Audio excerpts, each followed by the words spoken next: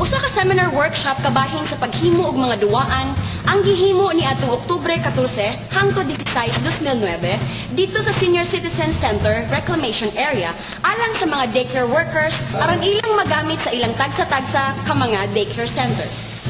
Kini nga training tinambungan sa mga daycare workers sa 57 ka mga daycare centers sa syudad.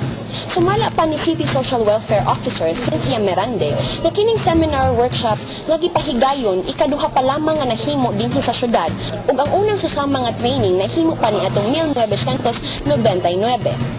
Ang seminar workshop gihimo isip tubag sa requirement alang sa pag-accredit sa mga daycare centers ning syudad lakip na ang mga daycare workers.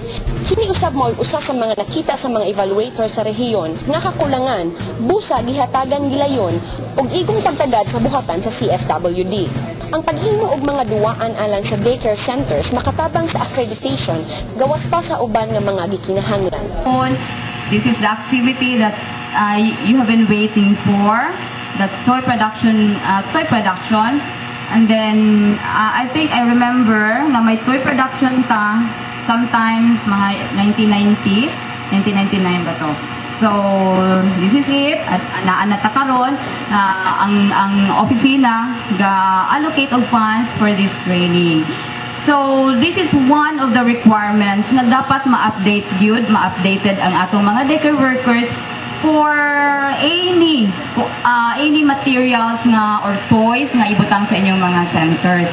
In fact, this is one of the findings during the evaluation of the Excellence Award conducted last Monday nga ang daycare centers kinahanglan nga ma-update, kinahanglan nga recommended for accreditation.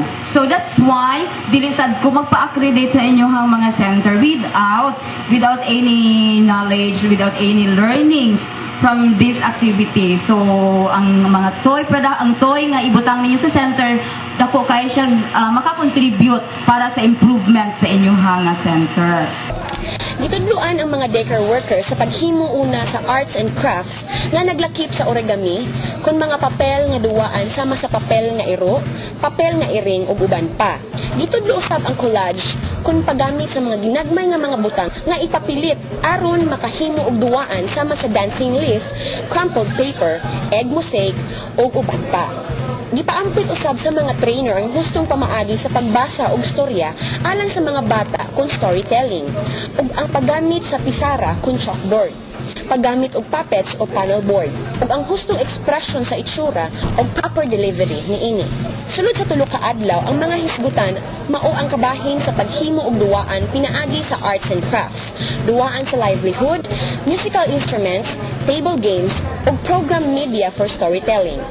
Ang mga resource person nagagikan sa Departamento sa Social Services sa siyudad sa Bacolod nga sila si Norma Depositario, usa ka daycare worker sulod sa 32 ka tuig ug usab magtutudlo, ug si Marivic Aquino usa ka daycare worker sulod sa napulog 4 ka tuig ug Master in Creative Program Media Materials. Diha usab ang mga tagabuhatan sa Social Welfare Regional Office sa Iloilo City nga sila si Sheila Marie Albor, social worker ug focal person sa daycare program.